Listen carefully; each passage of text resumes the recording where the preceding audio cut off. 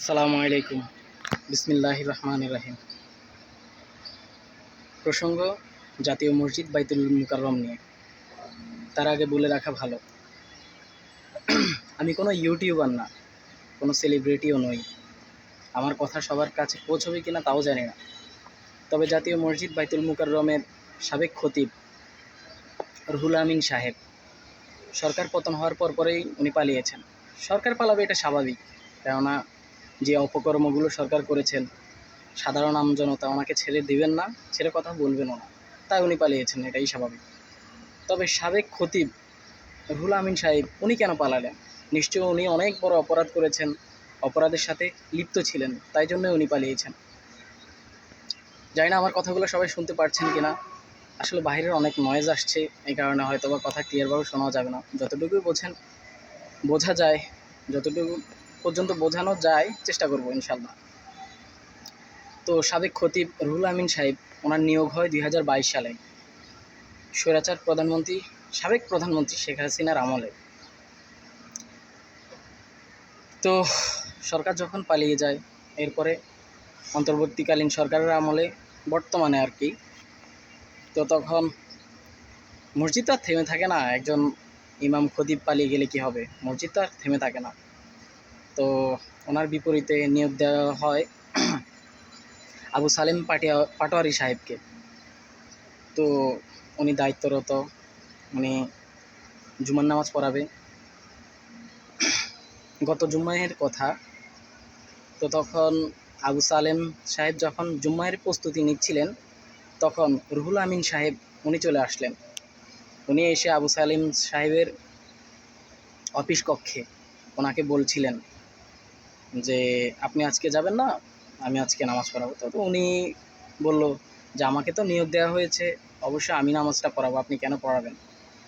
এ নিয়ে হয়তো ওনাদের ভেতরে কিছুটা বাকবিতণ্ডা তৈরি হয়, তারপর হয়তো বা কথা কাটাকাটি হয়। যাই হোক, পরিশেষে এক প্রকার দেখা যায় কি, আবু সালেম সাহেব যখন মসজিদে ঢুকেন নামাজ পড়ানোর জন্য আর কি, তো তখন রুহুল আমিন সাহেব উনি ওনার দলবল সাঙ্গপাঙ্গ এই কারণেই বলছি, বলা হয়েছে যে গোপালগঞ্জ থেকে উনি কিছু লোকজন নিয়ে আসে 6 বাসভর্তি গোপালগঞ্জের কিছু মানুষ নিয়ে আসে আর কি। যাই হোক, গ্যাঞ্জাম করার উদ্দেশ্যে। তো ভাই, আপনাকে একটা কথা বলি, মসজিদ আল্লাহর ঘর, জোর করে কি ইমামতি করা যায়? আপনি চাইলে কি ইমামতি করতে পারবেন?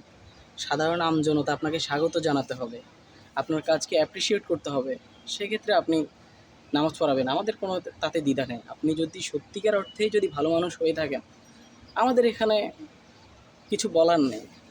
তো আপনি কেন পালালেন? আপনি কি সঠিক কোনো ব্যাখ্যা দিয়েছেন? দেননি। আপনি সাধারণ মানুষকে ব্যাখ্যা দিতে হবে। আপনি বলেছেন আপনি 1.5 মাস ছুটিতে ছিলেন, ভালো কথা, ছুটিতে ছিলেন। তো ছুটি চাইতে গেলে একটা দরখাস্তের প্রয়োজন হয়, সেটা কি আপনি দাখিল করেছেন? সবার সামনে কি এনেছেন? করেননি। সবাইকে কি আপনি জানিয়েছেন যে আপনি কেন গিয়েছিলেন? তাও বলেননি। এখন একজন দায়িত্বরত ইমাম বা খতিব, ওনাকে নামাজ প্রস্তুতি নিচ্ছেন, পড়ানোর জন্য প্রস্তুতি নিচ্ছেন, আপনি সেখানে ডিস্টার্ব করলেন কেন? আপনি ওইখানে গিয়ে তা আপনার সাঙ্গপাঙ্গ যারা ছিল এদেরকে লেলিয়ে দিলেন, এটা কোনো কাজ হলো বলেন? তারপরও রুহুল আমিন সাহেব ভালোভাবেই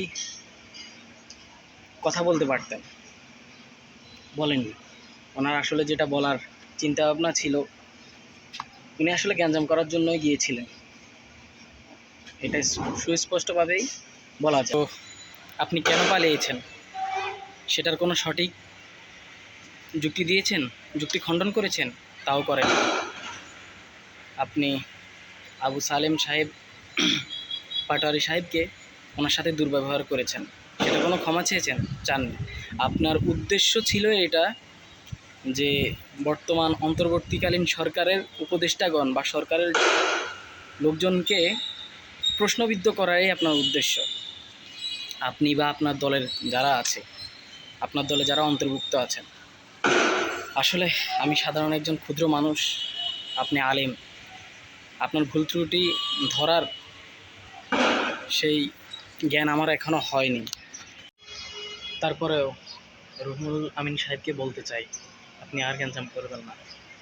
মসজিদ আল্লাহর ঘর, মানুষ ইবাদত করবে, পবিত্রতা রক্ষা করবে। এখন আপনারা যদি কাদা চোরাচুরি করেন, গ্যাঞ্জাম করেন, এগুলো তো ভালো দেখায় না, তাই না?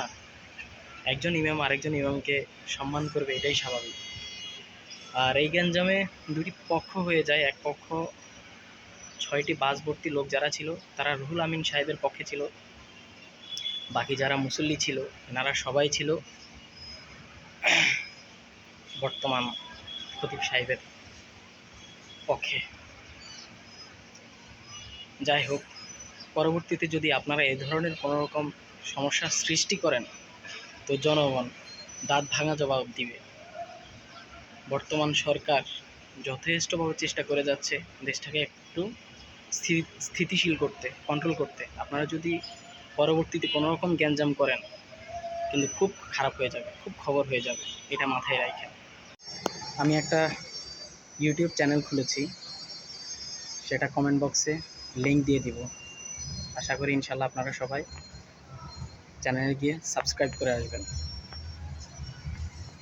দোয়া করবেন ইনশাল্লাহ ভবিষ্যতে জানতে প্রতিবাদীমূলক ভিডিও তৈরি করতে পারি মানুষকে সচেতন করার জন্য। আপনি, আমি, আমরা সবাই যদি সচেতন হই ইনশাল্লাহ বাইরের যত চক্রান্তই তৈরি হোক না কেন সফল হবেন। ভালো থাকবেন। আসসালামু আলাইকুম।